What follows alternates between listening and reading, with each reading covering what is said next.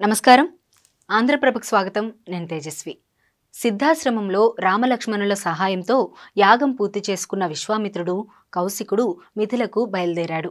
జనక మహారాజు యజ్ఞం చేస్తున్నాడు, దానిని చూడడానికి వెళ్తున్నానని రాముడితో చెప్పాడు.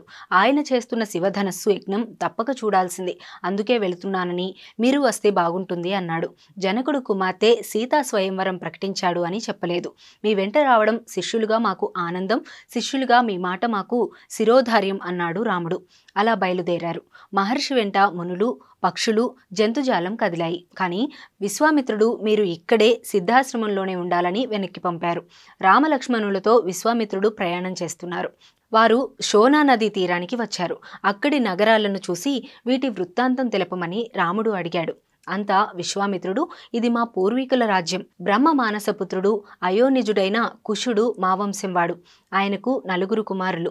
వారికి ఒకరోజు పిలిచి మీరు 9 ప్రజా సంక్షేమం దృష్ట్యా 4 నగరాలను నిర్మించుకొని పాలించండి అని ఆదేశించాడు. వారు కుశాంబుడు కౌశంబిని, కుశనాభుడు మహోదయం, అధూర్తరజుడు ధర్మారణ్యం, వసుగిరి వజ్రం అనే నగరాలను నిర్మించారు.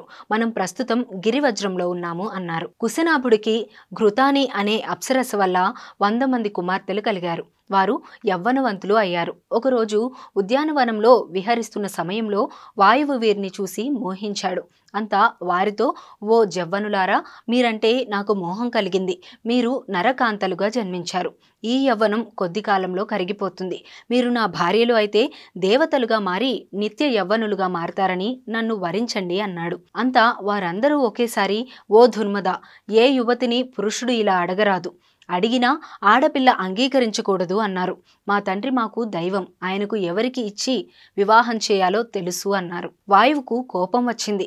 వారి శరీరాల్లో ప్రవేశించి వంకరలు తిరిగేలా కురూపాలను చేశాడు. వారు అంతఃపురంలోకి వచ్చి నేల మీద పడిపోయారు. వారి తండ్రి కుశనాభుడు జరిగిన దానిని గూర్చి వారిని అడిగాడు.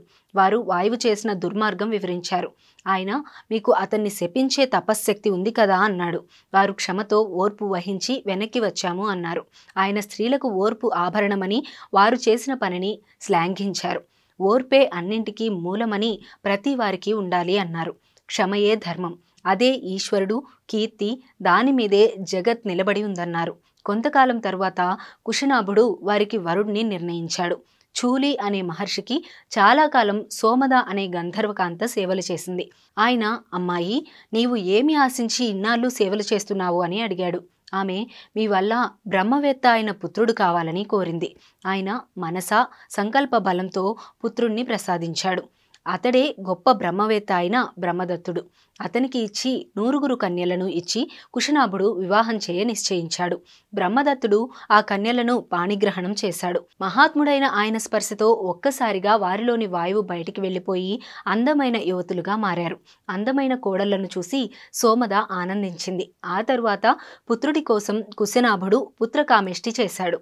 ఆయన తండ్రి కుశుడు వచ్చి ఆశీర్వదించి బ్రహ్మలోకానికి వెళ్ళిపోయాడు.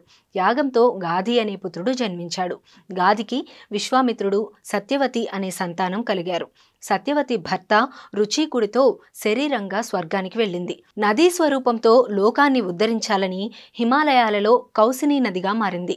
నాకు మా సోదరి అంటే ఇష్టం, అందుకే కౌశికి నది ఒడ్డున ఆశ్రమం నిర్మించుకొని ఉంటున్నానని రాముడికి తన వంశచరిత్రను విశ్వామిత్రుడు వివరించాడు. కుశవంశానికి చెందినవాడిని కనుక నన్ను కౌశికుడు అంటారని చెప్పాడు. అనంతరం బాగా చీకటి పడ్డంతో శోనా నది ఒడ్డున విశ్రమించారు.